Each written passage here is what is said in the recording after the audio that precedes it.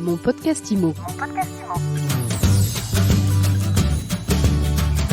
Mon podcast IMO est de retour pour une nouvelle saison et pour inaugurer cette nouvelle saison de Mon podcast IMO, j'ai le plaisir d'accueillir Eric Alouche, directeur exécutif du réseau ERA Immobilier. Bonjour. Bonjour. Merci d'être avec nous sur MySuite IMO. Alors dites-nous, comment s'est passé l'été 2020 pour ERA Immobilier ? Alors l'été 2020 en fait a été un été de rattrapage suite à cette période que nous avons vécue concernant le confinement, puisque pendant cette période de confinement en fait tout était arrêté, que ce soit la rentrée de nouveaux biens et également évidemment la vente des biens. Donc au sortir de cette crise, les produits n'ont pas pu être rentrés, je dirais, pendant cette période de confinement. Par contre, les besoins immobiliers étaient toujours très fortement présents. Donc beaucoup d'acquéreurs se sont pressés pour acheter des biens immobiliers.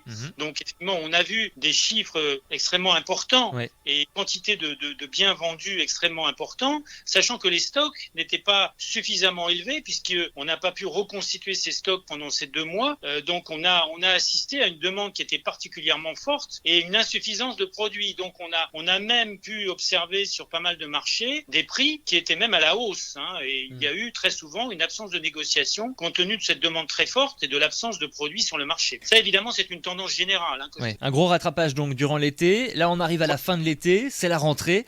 Le marché immobilier aujourd'hui il se comporte comment ? Il est encore en phase de rattrapage ? Alors au mois d'août on était encore dans une phase de rattrapage puisque malgré le fait qu'on était au mois d'août qui est un mois un petit peu plus creux habituellement, ça a été quand même un bon mois comparativement au mois de l'année dernière. Donc on est toujours dans un phénomène de rattrapage qui va certainement évidemment s'arrêter assez rapide et on va repartir vers quelque chose de plus naturel. Alors là on ne sait pas vraiment en fait comment tout ça va tourner puisque tout va dépendre de la conjoncture économique et de la capacité des gens à acheter des biens immobiliers et évidemment l'envie également des vendeurs de vendre leurs biens immobiliers. Là on est un petit peu quand même dans le brouillard dans la mesure où on n'a pas encore suffisamment de visibilité concernant cette crise de Covid. On ne sait pas combien de temps ça va durer. Tout va dépendre du fait qu'on trouve une solution par rapport à cette situation et également son impact sur la situation économique. Et donc forcément, si la situation économique est un petit peu plus morose, forcément, elle impactera le domaine immobilier. Oui, donc là, difficile pour vous d'appréhender, vous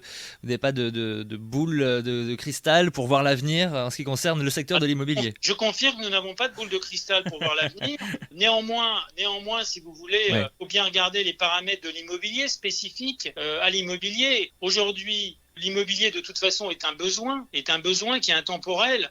Donc, crise ou pas, difficulté ou pas, de toute façon, il faut vous loger. Donc, il y aura toujours besoin de se loger. Ça, c'est le premier point. Deuxième point extrêmement important, c'est que c'est un élément de sécurité, l'immobilier. Quand vous achetez de l'immobilier, a priori, vous achetez quelque chose de tangible. C'est pas comme un placement qui est jamais à l'abri d'une spéculation. C'est une valeur refuge ? Voilà, exactement, une valeur refuge. Et troisième point, les taux restent très bas. Et tant qu'on a ces taux bas, l'immobilier restera intéressant. Ça, c'est extrêmement important de bien comprendre ce point-là, puisque la seule valeur aujourd'hui qui offre des garanties, c'est l'immobilier et l'or. Alors l'or, je dirais, ça n'offre pas de revenus a priori, alors que l'immobilier en offre. Oui. Donc si vous voulez, l'immobilier, moi je suis relativement optimiste concernant l'immobilier. Évidemment, si l'activité économique se ralentit, l'immobilier sera affecté, mais sera certainement beaucoup moins affecté que d'autres domaines, notamment les loisirs, notamment les postes comme les voyages. On voit aujourd'hui le transport est extrêmement affecté, des choses comme ça. Vous dites, Eric Alouche, que l'immobilier sera toujours important pour les Français, qu'il faut se loger.